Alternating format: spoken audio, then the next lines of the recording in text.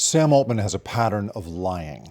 That's according to the people that work most closely with him, people that he's built OpenAI with. And the most important of them just took the stand to reaffirm that impression of who Altman is, just as Altman is finally about to take the stand himself in the Musk versus Altman trial.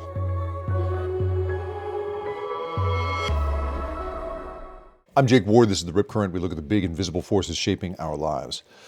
Ilya Sutskever took the stand on Monday, May 11th, and he followed Satya Nadella, who was, is the CEO of Microsoft. And Nadella was interesting. Nadella was like a guy who'd wandered into a bar fight and was like, whoa, I'm not part of this. I know these guys, sure, but I'm not fighting here, right? He was desperately trying to avoid being tagged with any of this stuff. They'd ask him, well, did you know about this? And he'd say, well, I'd read a thing about that, but I didn't really have any impression of it one way or the other, really just trying to stay out of it. And he was also interesting in that he said a couple of interesting things that jumped out at me. One, he kept talking about the decision to invest in OpenAI as a question of how to use Microsoft's scarce resources, which is an interesting turn of phrase for a company with a $3 trillion market cap. He's trying to sort of play the role of like responsible capitalist steward. And at no point did he ever make any gestures at the idea of a world-saving nonprofit the way that Musk and Altman did when they first started OpenAI. He talks about an investment, he talks about a return, he talks about serving customers. He also said a funny thing about how he was asked why he did this particular interview with Kara Swisher, and he said that it was because it was the best way to communicate to his customers that things were going fine, which is a wonderful reminder of just why it is these guys sit down for interviews. Anyway, the second person on today, though, was Ilya Sutskever. And Sutskever is a guy sort of worth understanding in terms of his biography for his place in the AI mythology and why he's such an important figure to Altman and to Musk. So in 2012, Sutskever, along with a guy, with two co-authors, put out a big breakthrough paper that introduced the concept of something called the AlexNet. And this was basically an image recognition technique that absolutely transformed AI as a research culture. It was entered into a contest around image recognition and basically blew everyone else away to such an extent that it absolutely rewrote the rules. And Geoffrey Hinton, who was sort of overseeing the paper and is listed as a co-author, said later of the three co-authors, there was Ilya, a guy named Alex something, I can't remember, and then Geoffrey Hinton. He said, Ilya saw it, Alex made it, and I won the Nobel Prize. So Ilya has always been the guy who saw it coming. He's a futuristic thinker, and ever since that paper has been just on the make. He's been everybody's favorite computer scientist. He got hired into Google immediately, and then Musk and Altman basically went to war to try to hire him away from Google and away from DeepMind, where he was being recruited. And he left a very big payday on the table to take this job at OpenAI, which at the time was just like a dreamy nonprofit, right, with a little money from Musk. And Musk described him as the hardest recruiting battle he's ever fought. And what's more notable is that Musk, and I sat in court and watched Musk say this, Musk really likes this guy. And that is weird.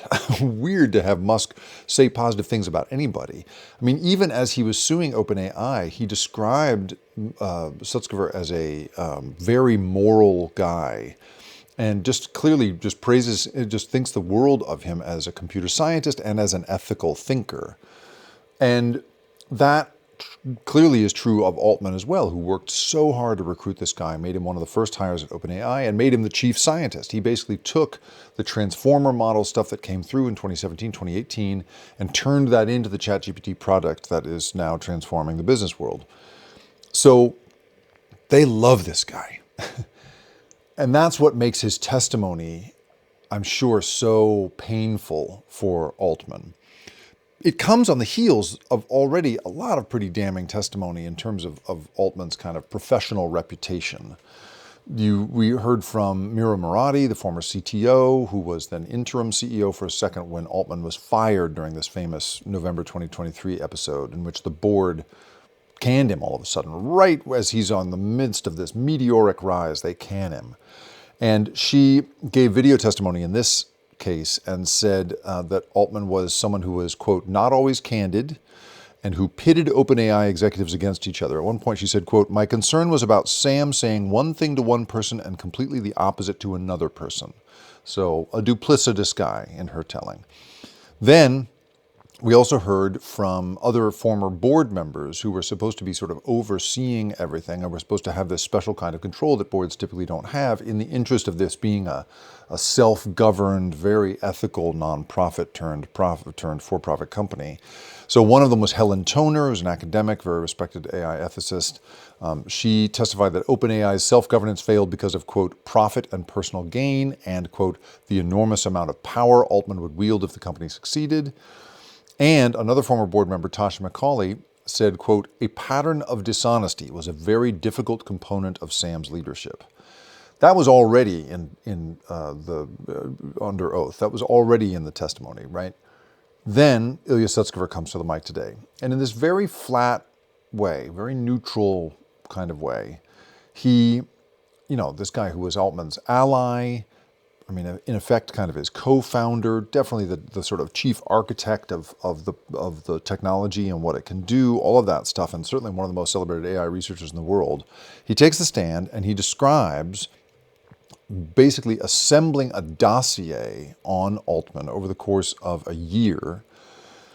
He prepared a document that was 52 pages long, according to this prior deposition, at the board's request, and he summarized what he had observed and what he had heard from others, that Altman, quote, exhibits a consistent pattern of lying, undermining his execs, and pitting his execs against one another. And he said he had discussed removing Altman with Murati for a long time. At one point he just says that he'd been thinking about it for a year. So, and in fact, I think I misspoke. He didn't put together the dossier over the course of the year. He had been thinking about whether Sam should be fired for about a year. So the funny thing, of course, the weird thing is that both of these people, Sutskever and Murati, both sort of had this guy fired and then kind of lost their nerve and hired him back. And it seems that they were both very focused on wanting OpenAI to survive, that they believed in the mission and they wanted it to keep going. And they seemed to feel that Altman in the end was the best way to go forward with that. And so, the funny thing about Sutskever is that he has gone on to leave OpenAI, and the safety organization, the super alignment team that he led, that was basically designed to keep artificial general intelligence, this sort of all-knowing computer genius that these guys are all supposedly trying to make, keep it from being evil was his job. That group got disbanded after he left, and so he's now gone on to start this other company that's also about making a very safe superintelligence for the world.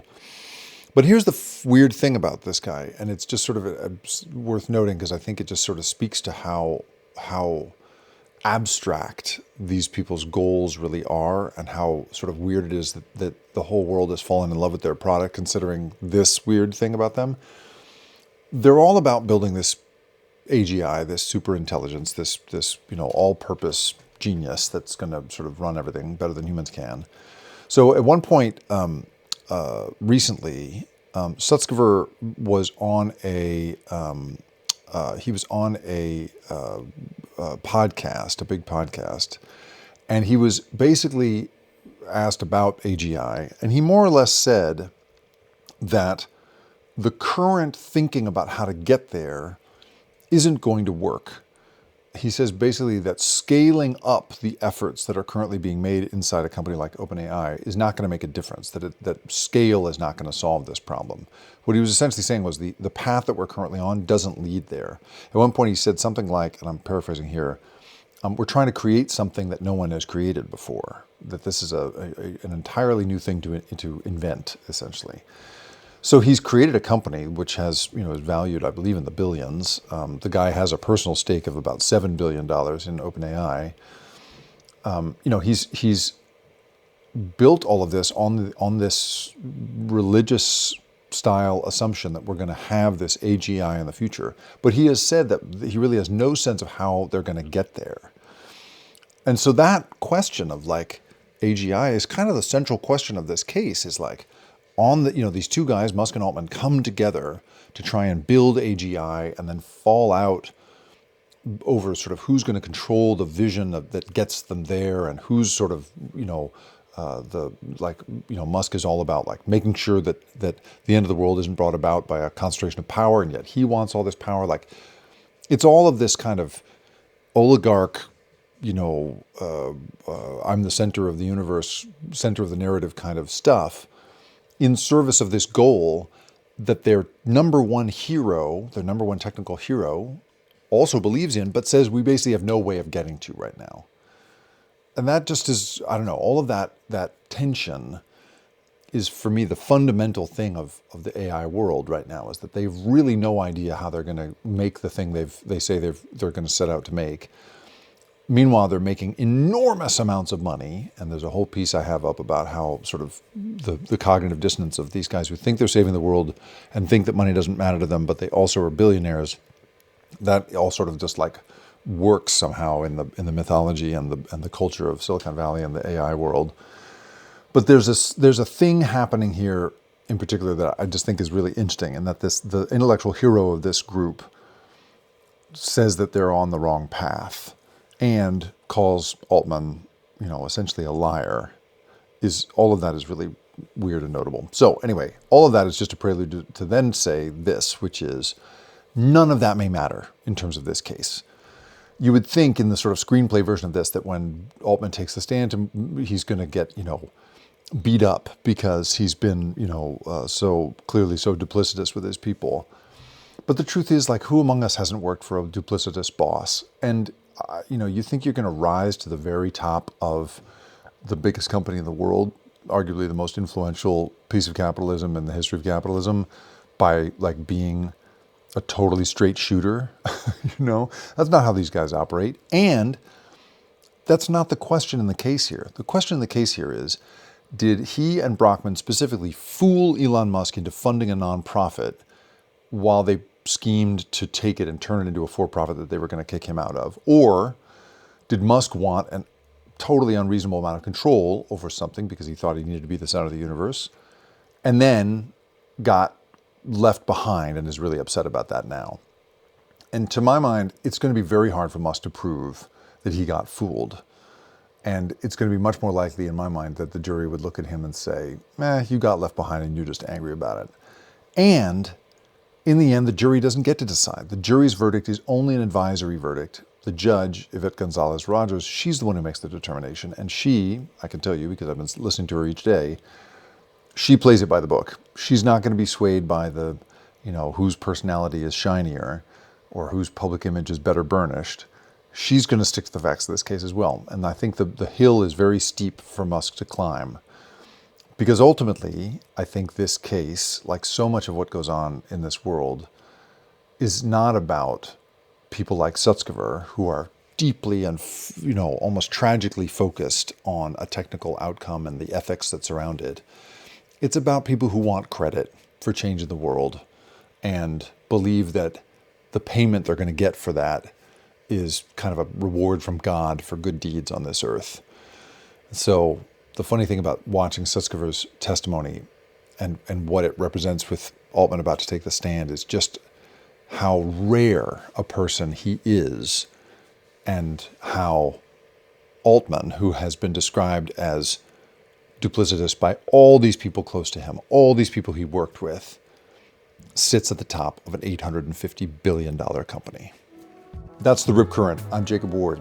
If you came this far, you maybe got something out of this. And if so, please consider liking, reviewing, or sharing this episode with somebody else who watches this stuff. It's the best way to support independent journalism, and it's how a show like mine finds its audience. And if you want more than this, the written analysis, the reporting, the pattern behind the pattern, go to theripcurrent.com, where paid subscribers get everything I do. Thanks for being here.